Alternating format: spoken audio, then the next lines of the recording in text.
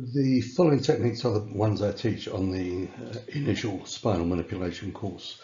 They're basic techniques for both the facet joint and the anchovertebral joints, and they are about as safe as I can manage to make a technique and yet still be effective. They involve almost zero displacement of the whole neck. So your hands are actually on the segment. So you're stabilizing there, you're not locking through the neck, you're stabilizing that segment and then manipulating that segment. So the neck itself stays neutral. The joint you're about to manipulate, of course, is taken to the end of range and then the thrust applied. Remember also that these are not in context. The context is that you are comfortable in doing this manipulation, that you can see no contraindications to doing the manipulation. So taking all that into account, these are those techniques. We're looking at extending the right facet in this case. There's a bit of the hand that's going on, the sweet spot. That goes onto the articular process, not on the side of the neck, it's on the back of the neck. Now watch, there, not here, back there. So we're going to extend it, we can hold below, there, stabilize, and you lift and squeeze them together, take up the down slack, elbow in, thrust. Right? If you have to move across the bed, do so. Lift, squeeze, slack, thrust. Lift, shift, shove. Okay. I'll show you this as well. You can stabilize in a different way as well. It's a little less specific.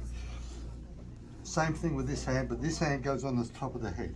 So as you lift and shift it, you use this hand to stabilize through it.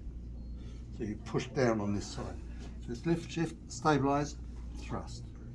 Okay, just one hand thrust. This just helps stabilize. So you can either do one or the other. Okay, good.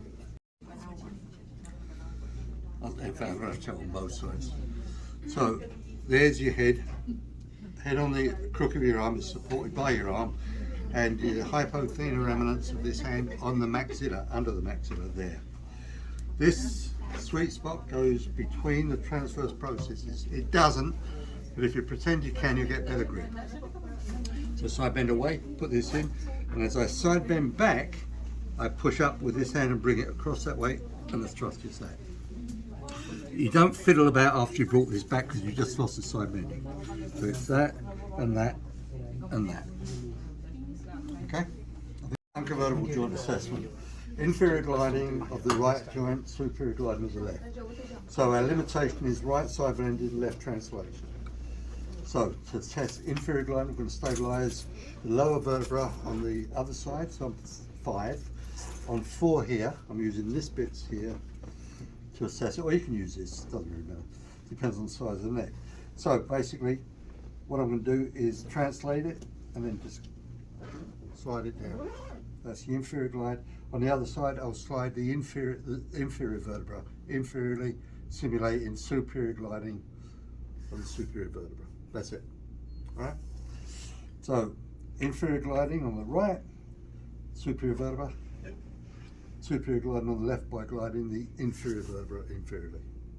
That's it. Okay.